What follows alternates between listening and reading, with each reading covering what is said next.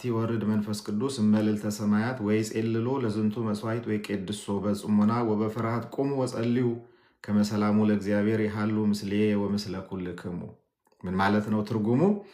ይቺ ቀን ምን ያህል የምታስፈራ ናት! ይቺ ሰዓት ምን ያህል የምታስጨንቅ ናት! መንፈስ ቅዱስ ከሰማየ ሰማያት የሚወርድባት ይህንን መስዋዕቱን የሚሰውርባትና የሚያከብርባት በጽሙናና በፍርሃት ቁሙ፣ የእግዚአብሔር ሰላም ከኔና ከእናንተ ጋር ይሆን ዘንድ ጸልዩ ይላል ካህኑ። ቅዳሴ ሲገባ ይህንን ጸሎት እየጸለየ ይህንን አዋጅ እያወጀ ነው እንግዲህ ካህኑ የቅዳሴውን ጸሎት የሚጀምረው ማለት ነው። እንግዲህ ይሄ ቃለ ትእዛዝ የሚመጠን ግርምት የሚለው ማለት ነው ከሶሪያ ቤተክርስቲያን ቅዳሴ የተወሰደ ነው።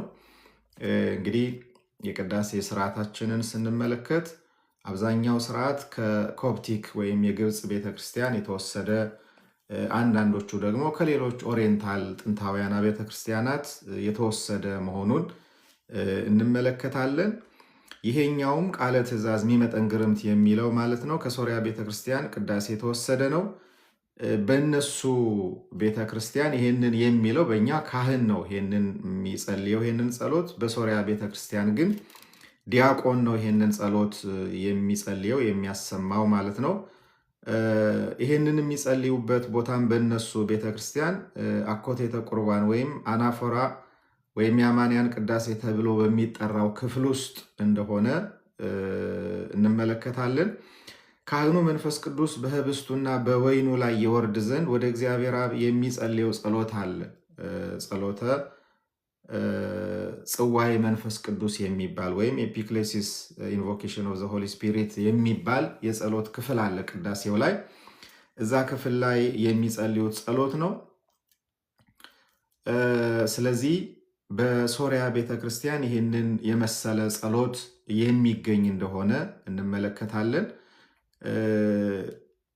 ይሄኛውን የሚመስል ቅድም ያነሳነውን ጸሎት የሚመስል በሶሪያ ቤተክርስቲያን የሚጸለይም ጸሎት እንዳለ እንመለከታለን።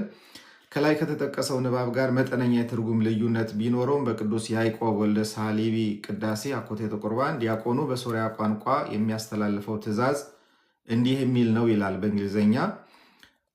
How solemn is this hour and how awesome this time, my beloved, wherein the Holy Spirit from the topmost highest from heaven takes wing, descends, however, and rests upon this Eucharistic and sanctifies it.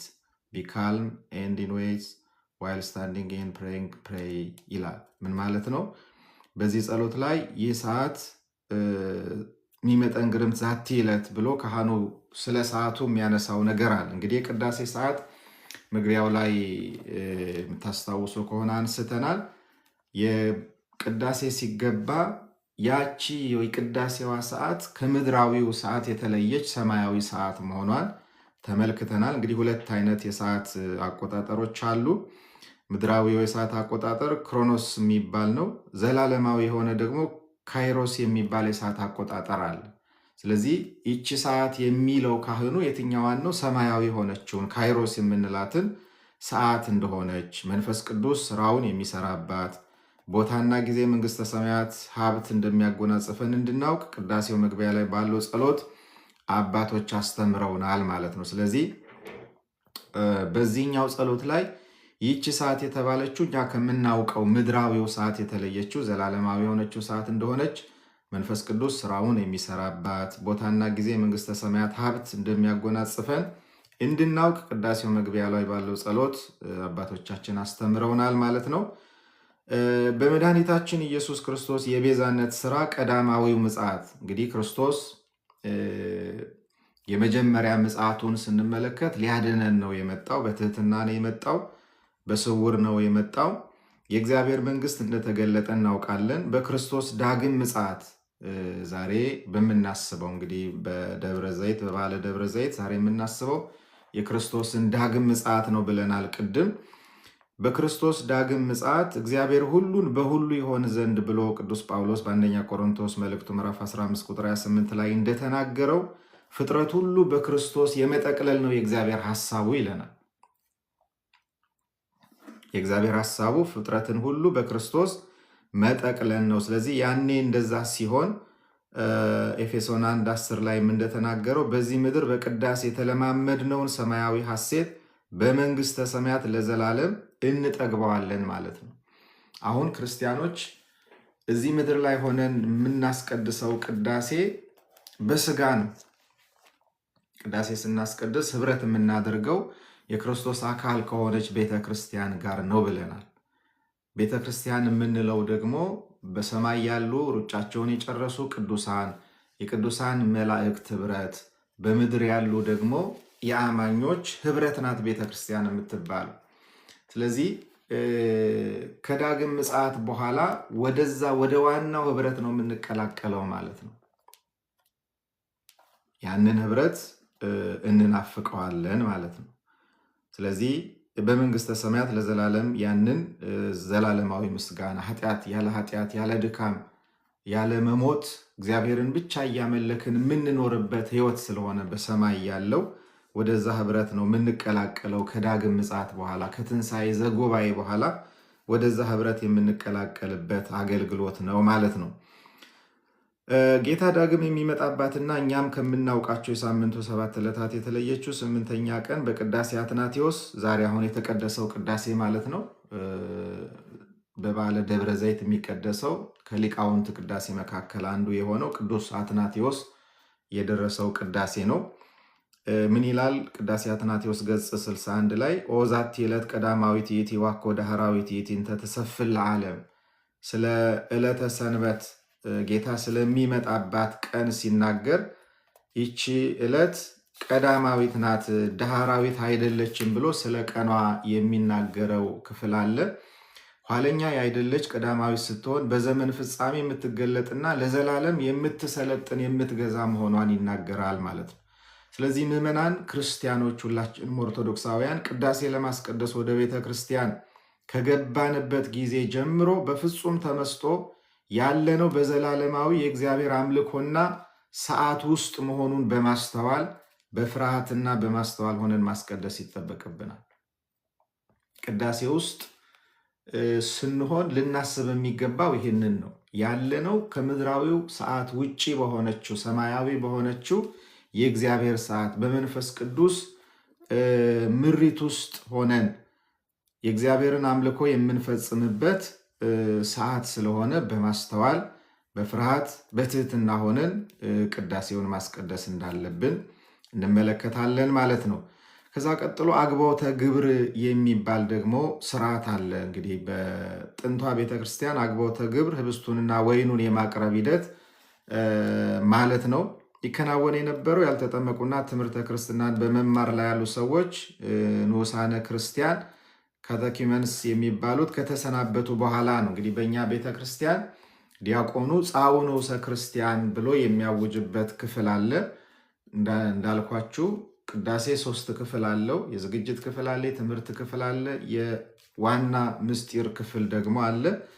ያልተጠመቁ በጥንቱ ዘመን አንድ ሰው ከሌላ እምነት ኢአማኒ የነበረ ወደ ክርስትና ሲመጣ መጀመሪያ 3 ዓመት ይማራል የክርስትናን ትምህርት እና 3 ዓመት ሲማር ቅዳሴ ማስቀደስ አይከለከልም። ቅዳሴ እንዲያስቀድሱ ይፈቀድላቸዋል። ግን የሚያስቀድሱት ዲያቆኑ ጻኡ ንዑሰ ክርስቲያን ከወንጌል መነበብ በኋላ ድረስ ማለት ነው። እስከዛ የትምህርት ክፍል ስለሆነ እንዲያስቀድሱ ይፈቀድላቸዋል። ከዛ በኋላ ግን ይወጡ ነበር። ምክንያቱም ቅዱስ ቁርባን ለመቀበል ገና ስላልተጠመቁ ማለት ነው። እና እነዚህ ንዑሰ ክርስቲያን የቅዳሴው የመጀመሪያ ክፍል ሊተርጂ ኦፍ ዘ ካቴኪመንስ ከተሳተፉ በኋላ ዲያቆኑ ጻኡ ንዑሰ ክርስቲያን በማለት ያሰናብታቸዋል። እዚህ ቦታ ላይ የሚወጡበት ምክንያት ገና ስላልተጠመቁ የቅዱስ ቁርባን ተሳታፊ መሆን ስለማይችሉ እንደሆነ ግልጽ ነው። ከተቀደሰው ሰላምታ ልውውጥ ኪስ ኦፍ ፒስ ሆሊ ኪስ በኋላ ያለውን የቅዳሴ ክፍል መሳተፍ የሚችሉት ቅዱስ ቁርባንን የሚቀበሉ አማኞች ኦርቶዶክሳውያን የተጠመቁ ክርስቲያኖች በመሆናቸው ነው። በቆይታ ከክርስቲያኖች የተወለዱ ሕፃናት የንዑሰ ክርስቲያንን ቦታ በተኩበት ጊዜ አግቦተ ግብር የሚከናወንበት ጊዜ ቅዳሴው መሃል ላይ መሆኑ ቀርቶ ወደ ቅዳሴው መጀመሪያ ክፍል ተዛውሯል። እንግዲህ አሁን እያነሳን ያለነው አግቦተ ግብር ስጋውን ደሙን የማቅረብ ሂደት በጥንቱ ቤተክርስቲያን እዚህኛው ክፍል ላይ ጻኡ ንዑሰ ክርስቲያን የሚባለው ክፍል ላይ ነበረ። በጊዜ ሂደት ግን የቅዳሴው መጀመሪያ ክፍል ላይ እንደተዛወረና እንደመጣ ነው የምናየው ማለት ነው። በአሁኑ ሰዓት በመቅደስ በቅድስተ ቅዱሳን የሚከናወነውን ህብስቱንና ወይኑን የማቅረብ ሂደት ከቤተልሔም ዲያቆናት ህብስቱን ወይኑን ይዘው ንፍቁ ካህን ማዕጠንት ይዞ እየተከተላቸው ወደ መቅደስ የገቡት ሁለቱ ዲያቆናት በመንበሩ ዙሪያ ዑደት ያደርጋሉ። ያው ቅዳሴ ሲገባ ቤተክርስቲያን አይታችሁ ከሆነ ያው በውጭው ዓለም ቤተልሔም ስለሌለ ይህን ስርዓት እዛው ቤተ መቅደስ ውስጥ ነው የሚከናወነው። ኢትዮጵያ ግን ባለው ስርዓት ቅዳሴ ሲገባ ዲያቆኑ ህብስቱን በራሱ ተሸክሞ ካህኑ ከኋላ ማዕጠንት ይዞ ዋናው ሰራይ ዲያቆን ደግሞ ቃጭል ይዞ ደሙን ወይኑን ይዞ ወደ ቤተክርስቲያን የሚገቡበት ንፍቁ ዲያቆን ጥላ ይዞ በዚህ መንገድ ነው እንግዲህ ቅዳሴ የሚገባው ቃጭል እየተመታ እንደምታውቁት። ይህንን በዚህ መንገድ ወደ መቅደስ ወደ ቅድስተ ቅዱሳኑ ከገቡ በኋላ መንበሩን ይዞራሉ እነዚህ ካህናቱና ዲያቆናቱ። ሰራዩ ዲያቆን የመጀመሪያው ዲያቆን የዳዊትን 22ኛ መዝሙር ይጸልያል በቃሉ እግዚአብሔር እረኛዬ ነው የሚለውን ማለት ነው። እግዚአብሔር እረኛዬ ነው፣ በለመለመ መስክ ያሳድረኛል፣ በዕረፍት ውኃ ዘንድ ይመራኛል የሚለውን እየደገመ እየጸለየ ዑደት ያደርጋሉ ከዲያቆናቱና ከካህኑ ጋር ማለት ነው። ሰራዩ ካህን ደግሞ በመሶበ ወርቅ ተሸክሞ ወደ መቅደስ ካስገባው ህብስት አንዱን መርጦ በእጁ ይዞ መንበሩን ይዞራል። መንበሩ ካለበት ከውጭ ቆሞ ያሉት ምዕመናን ይህ ክንውን በሚያስተረጉም መልኩ ከሰማይ የወረደውን የሕይወት ህብስት ጌታችንን የወለደችልንን ድንግል ማርያምን በመሶበ ወርቅ እየመሰሉ ደግሞ ያዜማሉ። አንቲ ውእቱ መሶበ ወርቅ እያሉ ባለፈው እንዳልነው ማለት ነው። አንቲ ውእቱ መሶበ ወርቅ ንጹሕ እንተ ውስቴታ መናህው ህብስት ዘወረደ እምሰማያት ወሀቤ ሕይወት ለኩሉ ዓለም እያልን የምንዘምረው ዝማሬ ማለት ነው። ሰራዩ ካህን ህብስቱን ይዞ መንበሩን እየዞረ የሚጸልየው ጸሎት የኢትዮጵያ ኦርቶዶክስ ተዋሕዶ ቤተክርስቲያን ቅዳሴ ጥንታዊነት ከሚያመለክቱት ጸሎታት አንዱ ነው። እነዚህን ጸሎታት እንመለከታቸዋለን። በጥንት ቤተክርስቲያን ለቁርባን የሚሆነውን ህብስቱንና ወይኑን የሚያመጡት ምዕመናን እንደነበሩ የሚያሳዩ ጥናቶች አሉ። ካህኑ በጸሎቱ ላይ እንደሚያነሳው ቅዳሴ ላይ ማለት ነው። ምዕመናን ካመጡት መባ ቁርባን ዩካሪስቲክ ጊፍትስ መካከል ዲያቆናት መርጠው ለኤጲስቆጶሱ ይሰጡታል። እንዲያውም በሰማዕቱ ቅዱስ ዮስጢኖስ ወይም ሴንት ጀስቲን ማርቲር በሚባለው ቅዱስ ፈርስት አፖሎጂ ላይ በጻፈው በተለያየ ምክንያት ቅዳሴው ላይ ላልተገኙ ምዕመናን የጌታን ስጋና ደም ቤታቸው ድረስ የሚወስዱላቸው ዲያቆናት እንደነበሩ ይናገራል። እንግዲህ በጥንቷ ቤተክርስቲያን የነበረ ስርዓት እንደሆነ ነው የምንመለከተው። የአምላካቸውን ስም አስበው መባ ቁርባን ያመጡ ምዕመናንን ልዑል እግዚአብሔር በሰማያዊ መንግስቱ እንዲያስባቸው የሚለምነው የሰራዩ ካህን ጸሎት የሚከተለው ነው ማለት ነው። ይጸልይላቸዋል እና ምን ይላል ካህኑ? አቤቱ ይህንን ቁርባን ያቀረቡልህን አስብ፣ ስለ እነርሱም ያመጡትን ለሁሉም በሰማያት የሚገኝ ዋጋቸውን ስጣቸው። የጻድቁን የአቤልን ቁርባን፣ የአባታችንን የአብርሃምን መስዋዕት፣ የድሃይቱን 2 መሐለቅ ሳንቲም እንደተቀበልክ የባሮችን ስጦታቸውን ብዙውንና ጥቂቱን የተሰወረውንና የተገለጸውን ተቀበል።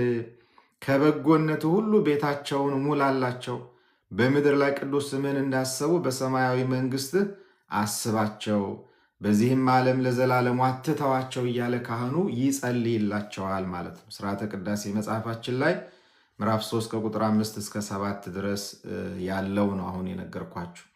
ከዛ ንፍቁ ካህን ወይኑን የያዘውን ጽዋ ከሰራዩ ዲያቆን ተቀብሎ በመንበሩ ላይ ባለው ጽላት ካስቀመጠው በኋላ ከሰራዩ ካህን ህብስቱን በማይፈር ሲቀበል የካህናት አለቃ ኢየሱስ ክርስቶስ ሆይ ዮሴፍና ኒቆዲሞስ በበፍታ ልብስ በሽቱ እንደገነዙህና እንደወደድክላቸው እንዲሁ ውደድልን በማለት ይጸልያል።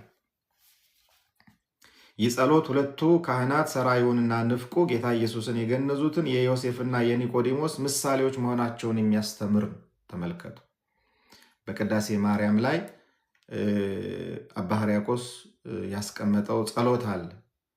ኦግዚኦ በከማሚሃ ዘንተ ህብስተ ባርክ ወፈትት ወሃብ፣ አቤቱ ይህንን ህብስት እንደዚያን ጊዜ ባርክ ቀድሰ ስጥ ካለ በኋላ ወዘንተ ካህነ ዛሃሎ ምስሌን ዘይትራዳኒ በዝንቱ ምስጢር ረስየነ ሎቱኒ ወሊተኒ ከመ ዮሴፍ ወኒቆዲሞስ፣ ይህንን ካህን ከኔ ጋር የሚያገለግለውን ይህንን ካህን ስጋህን እንደገነዙት እሱንም እኔንም እንደ ዮሴፍና እንደ ኒቆዲሞስ አድርገን እያለ አባ ሕርያቆስ የሚጸልየው ጸሎት አለ።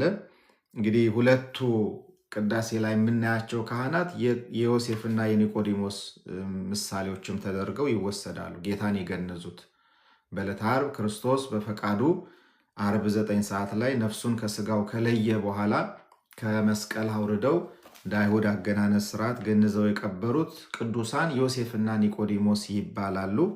ይህንን ስርዓት የሚያመለክት ነው እንግዲህ ቤተክርስቲያናችን ቅዳሴ ላይ የምትፈጽመው ማለት ነው። ሰራዩ ካህን ይህን በመጽሐፈ ቅዳሴው ጸሎተ ንፎራ ወይም የህብስት ጸሎት የሚል ርዕስ የተሰጠውን ጸሎት ሲጨርስ የሚጸልየው ጸሎተ መግነዝ ወይም የመግነዝ ጸሎት ሁለቱን እጆቹን በዮሴፍና በኒቆዲሞስ እጆች ህብስቱ የተቀመጠበትን ጻሕል ደግሞ ጌታችን በተቀበረበት መቃብር ይመስላቸዋል ማለት ነው። 3 ቀንና 3 ሌሊት በውስጡ በቆየህባት መቃብር አምሳል በዚህ በተባረከ ጻሕል ላይ አኖርን፣ እጆቼንም ስጋህን እንደገነዙት እንደ ዮሴፍና እንደ ኒቆዲሞስ እጆች አድርጋቸው እያለ ካህኑ ይጸልያል ማለት ነው። እንግዲህ ከዚህ በተጨማሪ ካህኑ ደግሞ የሚጸልየው ጸሎት አለ። በተጨማሪ ንፍቁ ካህን ጸሎተ መባ ፕሬየር ፎር ዘ ኦፈሪንግስ የተባለውን ጥንታዊ ጸሎት ይጸልያል። እያንዳንዱ በልቡ እንዳሰበ ይስጥ ተብሎ በሁለተኛ ቆሮንቶስ ምዕራፍ 9 ቁጥር 7 ላይ እንደተጻፈ ንፍቁ ካህን ምዕመናን ያመጡትን የተለያዩ ስጦታዎች መባውን፣ ቁርባኑን፣ ቀዳሚያቱን፣ የፍሬ በኩራቱን በምሳሌ 3:9 ላይ እንደተጻፈ ለካህናትና ለድሆች ቀለብ የሚሆነውን ወዘተና ለመስጠት ፈልገው በጣም የሚገርማችሁ ምጽዋት አምጥተው ስጦታ አምጥተው የሰጡ ሰዎች ብቻ አይደለም ቤተክርስቲያን አስባ የምትጸልይላቸው። በጸሎተ መባ በሚባለው ክፍል ላይ ንፍቁ ካህን ሲጸልይ ምንድነው የሚለው? ለመስጠት አስበው የሌላቸው ሊሰጡ ወደው ግን የሚሰጡት የሌላቸው ምዕመናን ይኖራሉ። የነዛን ለመስጠት ያሰቡትን ሐሳባቸውን እንደ ስጦታ አድርገህ ተቀበልላቸው ብሎ ወደ እግዚአብሔር ይጸልያል። አያችሁ፣ ቤተክርስቲያናችን እንዲህ ናት። ማንም ስጦታ የለኝም የምሰጠው የለኝም ብሎ እንዳይጨነቅ የምታስብ ቤተክርስቲያን ናት። ለመስጠት ያሰቡትን ፈቃዳቸውን እንደ ስጦታ አድርጎ እግዚአብሔር እንዲቀበልላቸው የምትጸልይ ቤተክርስቲያን ናት። መባውን፣ መታሰቢያውን፣ ቁርባኑን ያመጡትን ብቻ አይደል ሊሰጡ ወደው የሚሰጡት ከሌላቸው ላይ ፈቃዳቸውን ተቀብሎ መንግሥተ ሰማያትን እንዲያድላቸው የወደዱትን የሚሹትን በጎ መሻታቸውን እንዲፈጽምላቸው ቤተ ክርስቲያን ትጸልይላቸዋለች ለእነዚህ ሰዎች ማለት ነው። ከዛ በኋላ እኛም ደግሞ ዲያቆኑ ጸልዩ በእንተ እለያበው መባ ይላል። መባ ስለሚያገቡ ሰዎች ጸልዩ ይላል። እኛም ደግሞ ተወከፍ መባኦሙ ለሃው ወተወከፍ መባኦሙ ለሃት ለነኒ ተወከፍ መባአነ ወቁርባነን፣ ወንድሞችን የእህቶችን የእኛንም መባ ቁርባን ያቀረብነውን ስጦታ በሙሉ ተቀበልልን እያልን ወደ እግዚአብሔር እንጸልያለን ማለት ነው። ከዛ ቀጥሎ እንግዲህ ሰራዩ ካህን ህብስቱን ከንፍቁ ተቀብሎ በማፈድ አንድ ጊዜ መንበረ ጽላቱን ታቦቱን እየዞረ ከላይ ከጸለየው ጸሎት ጋር የሚቀራረብ ጸሎት ይጸልያል። እዚህ ውስጥ እንግዲህ የሚጠቀሱ ጸሎቶች አሉ።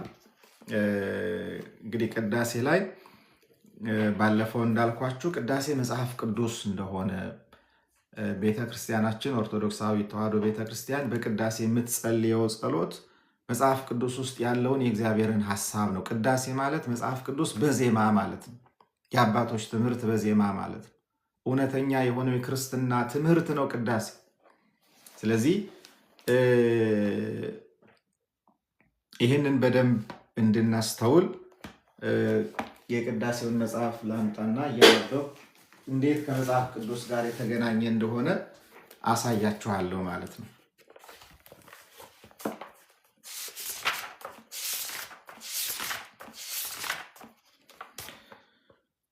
እሺ ምን ይላል መሰላችሁ? እግዚአብሔር አምላክ ነዘተወከፍከ ቁርባነ አቤል በውስተ በድ ወለኖ በውስተ ታቦት ወለአብርሃም በውስተ ርእሰ ደብር የሚለውን ክፍል ላይ ማለት ነው። በአማርኛ ምን ይላል? አምላካችን እግዚአብሔር በምድረ በዳ የአቤልን ቁርባን የተቀበልክ፣ የኖህን በመርከብ ውስጥ፣ የአብርሃምንም በተራራ ላይ፣ የኤልያስንም በቀርሜሎስ ተራራ፣ የዳዊትንም የኢያቡስ ወገን በምትሆን በኦርን አደባባይ፣ የዳሄቱንም መሐለቅ በቤተ መቅደስ የተቀበልክ፣ ለቅዱስ ስምህ ያቀረብነውን የኃጥእ ባሪያን መባና ቁርባን ደርሱ ተቀበል። የኃጢአቱን ቤዛ ይሁን። በዚህ ዓለም በጎ ዋጋን ስጠው፣ በሚመጣውም ዓለም ዛሬም ዘወትርም ለዘላለሙ አሜን ይላል። አይደለም? ይህን ትሰማላችሁ ቅዳሴ ላይ። ከዛስ እውነተኛ አምላካችን ጌታችን ክርስቶስ ሆይ የገሊላ አውራጃ በምትሆን በቃና በጠሩ ጊዜ ወደ ሰርግ ሄድክ። ውሃውንም ባርከ ጠጅ አድረክላችሁ። በፊት የተቀመጠ ይህንን ወይን እንደርሱ አድርገው። አሁንም ባርከው አክብረውም አንጻው። ሁልጊዜም የሥጋችን የነፍሳችን የልቦናችንም ሕይወት ይሆን ዘንድ አብ ወልድ መንፈስ ቅዱስ ሆይ ከእኛ ጋር ኑር። ለተድላና ለደስታ የሚሆን ወይኑንም ለበጎ ነገር ምላው። ለሕይወትና ለመድኃኒት፣ ለኃጢአትም ማስተስሪያ፣ ለማስተዋል፣ ለደህንነት፣ ለመንፈስ ቅዱስም ምክር ዛሬም ዘወትርም ለዘላለሙ አሜን። በእውነት ሰው የሆን ከአምላክ ሆይ ንስ ጣዕም በረከትም ከክቡር ደም ለሚጠጡ ይሁን እያለ ካህኑ ይጸልያል ማለት ነው። ይሄ ሁሉ እንግዲህ መጽሐፍ ቅዱስ ውስጥ ያለ የእግዚአብሔር ቃል መሆኑን በሚገባ መረዳት ያስፈልጋል። እንግዲህ ክርስቲያኖች ቅድም እንዳልኳችሁ ሰራዩ ካህን ዋናው ካህን ማለት ነው። ህብስቱን ከንፍቆ ካህን ተቀብሎ ስርዓቱን ከፈጸመ በኋላ ታቦቱን እየዞረ የሚጸልየውን ጸሎት ከፈጸመ በኋላ እነዚህን ጸሎታት አሁን ያልኳችሁን ጸሎታት ይጸልያል። እነዚህ ጸሎታት መጽሐፍ ቅዱስ ናቸው። ለምሳሌ አቤል ከበጎቹ በኩራት ከስቡ ለእግዚአብሔር መስዋዕት አቅርቧል አይደል? መጽሐፍ ቅዱስ ላይ የት ነው የምናገኘው? ይሄንን ኦሪት ዘፍጥረት ምዕራፍ 4 ቁጥር 1 ጀምራችሁ ተመልከቱ። ኦሪት ዘፍጥረት ምዕራፍ 4 ላይ ስንመለከት አቤልና ቃይል ለእግዚአብሔር መስዋዕት እንዳቀረቡ መጽሐፍ ቅዱስ ይነግረናል። አቤል እግዚአብሔር ንጹሐ ባህሪ ነው፣ ስለዚህ ላቀርብለት የሚገባው መስዋዕት ንጹሕ መሆን አለበት ብሎ ከበጎቹ ንጹሕ የሆነውን መስዋዕት አቀረበ፣ በሕገ ልቦና ተገልጦለት። ቃይል ደግሞ በግድ የለሽነት ንጹሕ ያልሆነ መስዋዕት አቀረበ። እግዚአብሔር ወደ አቤልና ወደ መስዋዕቱ ተመለከተ፣ ወደ ቃይልና ወደ መስዋዕቱ ግን አልተመለከተም ይላል ቃሉ። ስለዚህ መስዋዕታችን እንደ አቤል በንጽህና መቅረብ አለበት። ጸሎታችን፣ ስጦታችን፣ የትኛውም ነገር በንጽህና የምናቀርበው ለእግዚአብሔር እንደሆነ በመረዳት በማመን ማቅረብ እንዳለብን የሚያነሳ ጸሎት ነው እንግዲህ የሚጸልየው ካህኑ ማለት ነው። አቤል ከበጎቹ በኩራትና ከስቡ ለእግዚአብሔር መስዋዕት እንዳቀረበ ዘፍጥረት 4:4 ላይ ተመልክቷል። እግዚአብሔር አምላክነ ዘተወከፍከ ቁርባነ አቤል የሚለው ማለት ነው። ቀጥለን ኖህ በሰራው መሰዊያ ላይ ደግሞ ለእግዚአብሔር መስዋዕት አቅርቧል። ተመልከቱ። ኦሪት ዘፍጥረት ምዕራፍ 8 ቁጥር 20 ላይ ማለት ነው። ወለነው በውስተ ታቦት የሚለው ይህንን ነው። ኦሪት ዘፍጥረት ምዕራፍ 8 ቁጥር 20 ላይ አባታችን ኖህ መስዋዕት ለእግዚአብሔር አቅርቧል። ከጥፋት ውሃ በኋላ ከመርከብ ከወጣ በኋላ ለእግዚአብሔር መስዋዕት አቅርቧል። ያንን መስዋዕቱን እግዚአብሔር ሆይ እንደተቀበልክለት የእኛንም መስዋዕታችንን የእኛ የምናቀርበው ዕጣናችንን፣ ምስጋናችንን፣ መስዋዕታችንን፣ ጸሎታችንን በሙሉ ተቀበልልን እያለ ነው ካህኑ የሚጸልየው። ስለ ሁላችንም ማለት ነው። ሁላችንንም ወክሎ ካህኑ ይህንን ይጸልያል። ይቀጥላል ደግሞ አብርሃም ደግሞ ያቀረበው መስዋዕት አለ። ወለአብርሃም በውስተ ርእሰ ደብር የሚለው ይህንን ነው። አባታችን አብርሃም በሞሪያ ተራራ ላይ በልጁ በይስሐቅ ፈንታ የሰዋው ቀንዶቹ በዕፀ ሳቤቅ የተያዙ በግ አለ አይደል? ይሄ መጽሐፍ ቅዱስ ውስጥ ያለ ታሪክ ነው። ኦሪት ዘፍጥረት ምዕራፍ 22 ከቁጥር 1 ጀምራችሁ ስትመለከቱ በተለይ ቁጥር 13 ላይ አብርሃምን እግዚአብሔር ምን አለው? በስተርጅና የወለድከውን አንድያ ልጅህን ምን አድርግልኝ አለው? እኔ በማሳየ ተራራ ላይ ወስደህ ሰዋልኝ፣ ረድልኝ አለው። አብርሃም ሳያመነታ ልጁን ይዞ ወጣ። ወደ ሞሪያ ተራራ ልጁን ይዞ ሄደ። ከዛ በኋላ የሚሰዋው መስዋዕት የሚያደርገው እሱን እንደሆነ ነገረው። ይስሐቅም ደግሞ ታዘዘ ለአባቱ። ከዛ በፍጹም ልቡ ልጁን ለመሰዋት ተዘጋጅቶ ወደ ተራራ ወጣ። ልጁን ለመሰዋት ተዘጋጀ። ልጁን ሊሰዋው ሲዘጋጅ ግን ልቡን አይቶ እግዚአብሔር በልጅህ ላይ አንዳች እንዳታደርግ አለው። ዞር ሲል ቀንዱ በዕፀ ሳቤቅ በሐረግ የተያዘ ነጭ በግ እግዚአብሔር ላከለት። ያንን በልጁ ፈንታ አርዶ ለእግዚአብሔር መስዋዕት አድርጎ እንዳቀረበው መጽሐፍ ቅዱስ ይነግረናል። ካህኑ ይህንን ያነሳል ቅዳሴ ላይ። ወለአብርሃም በውስተ ርእሰ ደብር የአባታችን የአብርሃምን በተራራው ራስ ላይ በልጁ ፈንታ የሰዋውን ያንን ነጩ በግ ያ የክርስቶስ ምሳሌ ነው። በይስሐቅ ፈንታ ምንም ኃጢአት የሌለበት በግ እንደተሰዋ ኃጢአት በሰራ የሰው ልጅ ፈንታ ንጹሑ በግ ክርስቶስ ታርዶልናል ለኛ። አያችሁ፣ ያ በግ ያለ ኃጢአቱ ነው የታረደው የተሰዋው። ክርስቶስም በአንደበቱ ሐሰት በሰውነቱ ክፋት ሳይገኝበት ስለኛ ኃጢአትና በደል ቅዱስ ዮሐንስ መጥምቅ እንደተናገረው ነዋ በጉ ለእግዚአብሔር ዘያትት ወያሴስል ኃጢአት ዓለም የዓለምን ሁሉ ኃጢአት የሚያርቅ የእግዚአብሔር በግ ተብሎ የተነገረለት እርሱ ክርስቶስ ስለኛ ተላልፎ ተሰጥቶ መስዋዕት ሆኖልናል። ስለዚህ ይህንን እንድናስተውል ካህኑ በቅዳሴ ላይ ይህንን ጸሎት ይጸልያል ማለት ነው። የአብርሃምን መስዋዕት እያነሳ ከዛ ደግሞ ነቢዩ ኤልያስን ያነሳል። ወለ ኤልያስ በደብረ ቀርሜሎስ፣ ቀርሜሎስ በሚባል ተራራ ደግሞ እንዲሁ ነቢየ እግዚአብሔር ኤልያስ ለእግዚአብሔር መስዋዕትን አቅርቧል። አንደኛ ነገሥት ምዕራፍ 18 ከቁጥር 30 እስከ 38 ላይ ስትመለከቱ ያደገኛው ቀናተኛው ለእግዚአብሔር አምልኮ የሚቀናው ነቢይ ኤልያስ በቀርሜሎስ ተራራ ላይ 40 ቀንና 40 ሌሊት ጾሞ ነው በእሳት ሰረገላ ወደ ሰማይ ከነ ሕይወቱ እግዚአብሔር የወሰደው። ግን በቀርሜሎስ ተራራ ላይ መስዋዕት አቅርቧል እግዚአብሔር። ያንን የእሱን መስዋዕት የነቢዩ የኤልያስን መስዋዕት በቀርሜሎስ ተራራ ላይ እንደተቀበልክ የእኛንም መስዋዕት ተቀበልልን እያለ ካህኑ ይጸልያል ማለት ነው። ይሄ ሁሉ መጽሐፍ ቅዱስ ውስጥ ያለ ታሪክ ነው ክርስቲያኖች። ከዛ ደግሞ ዳዊትን ያነሳል ካህኑ። ወለ ዳዊት በአውደ ኦርና ኢያቡሳዊ። ይሄ ደግሞ የት ነው የሚገኘው? ዳዊት ከኢያቡሳዊው ከኦርና በገዛ አውድማ ላይ ያቀረበውን መስዋዕት እንደተቀበልክለት እንዲሁ የእኛን መስዋዕትም ደግሞ ተቀበል እያለ ካህኑ ይጸልያል። አንደኛ ዜና መዋዕል ምዕራፍ 21 ከቁጥር 22 ጀምሮ እስከ 28 ስታነቡ ታገኙታላችሁ ይህንን ታሪክ። ዳዊት በኦርና አደባባይ መስዋዕትን ለእግዚአብሔር ሰውቷል። ኢያቡሳዊ ከሆነው ሰው የገዛው አደባባይ ላይ ኦርና የሚባለው አደባባይ ላይ መስዋዕትን ለእግዚአብሔር አቅርቧል። ያንንም እግዚአብሔር ተቀብሎለታል። ስለዚህ የዳዊትን መስዋዕት እንደተቀበልክ የእኛንም መስዋዕት ተቀበልልን እያለ ካህኑ ወደ እግዚአብሔር ይጸልያል። ይሄ በብሉይ ኪዳን ያለ ነው። ወደ አዲስ ኪዳን ደግሞ ይመጣል። ካህኑ ደግሞ ወደ አዲስ ኪዳን ደግሞ ይመጣና ድሃይቱ መበለት የሰጠችውን 1 ሳንቲም ደግሞ ያነሳል።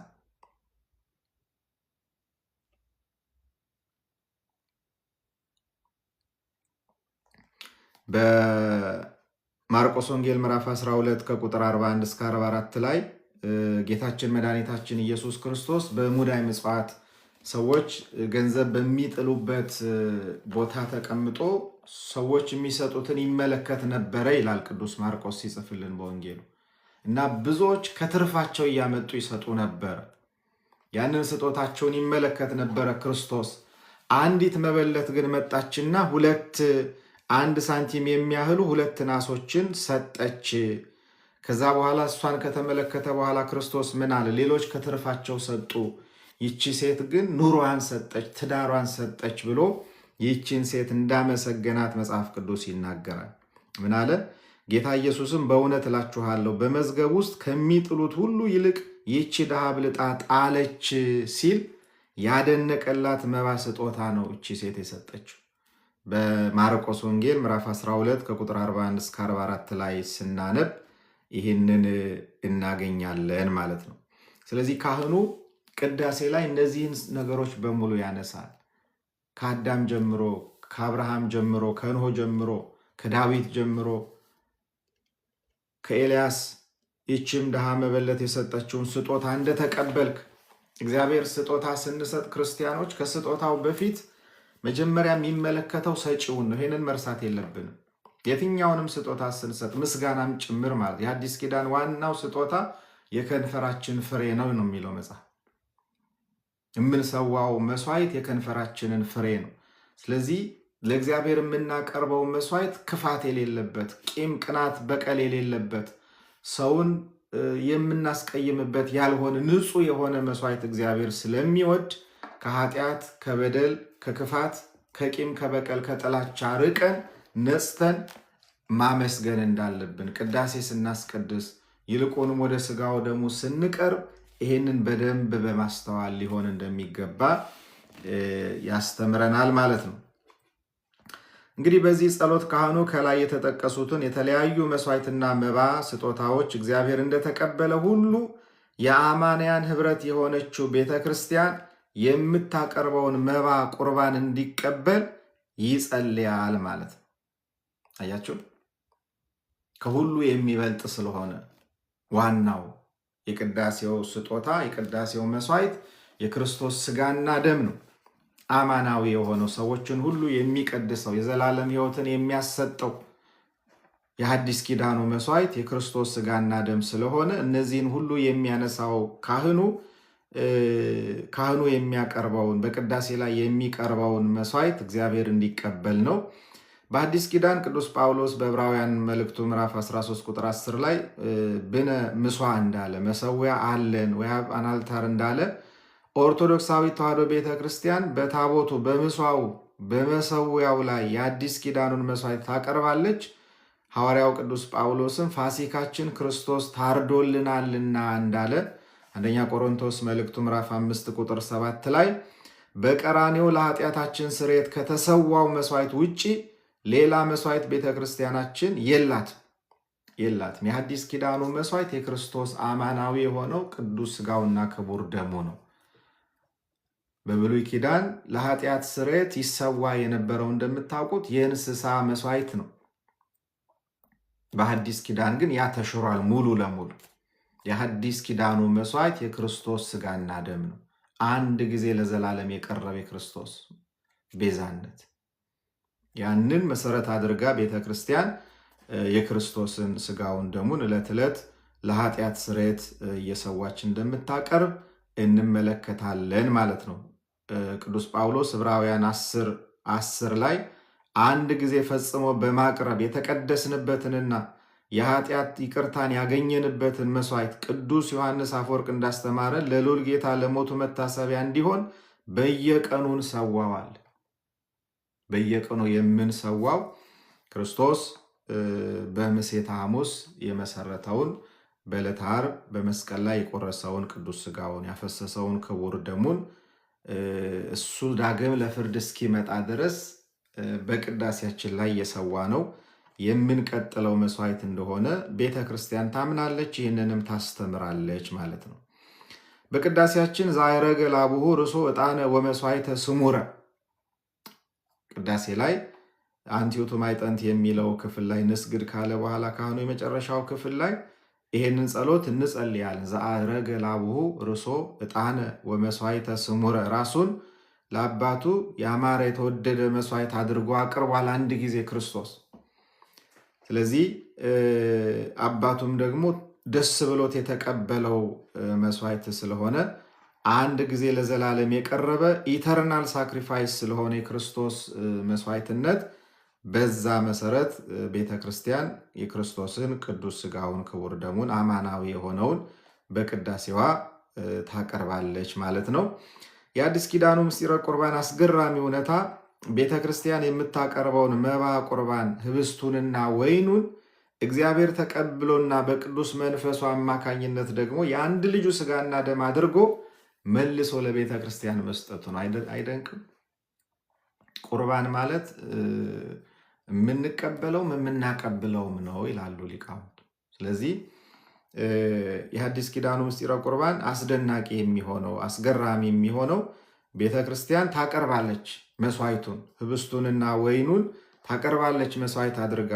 መንፈስ ቅዱስ ደግሞ ያንን ተቀብሎ በመንፈስ ቅዱስ አሰራር የክርስቶስ አማናዊ ሥጋና ደም ሆኖ ደግሞ ለዘላለም ሕይወት መልሰን እንድንቀበለው እግዚአብሔር ለእኛ እንደሚሰጠን የምናምንበት አምነንም ደግሞ የምንቀበልበት ተቀብለነውም ደግሞ በሕይወት እንድንኖር የምናምነው ትልቅ ምስጢር ነው ማለት ነው። እንግዲህ ለዛሬ ይህንን ያህል ከተነጋገርን ይበቃናል።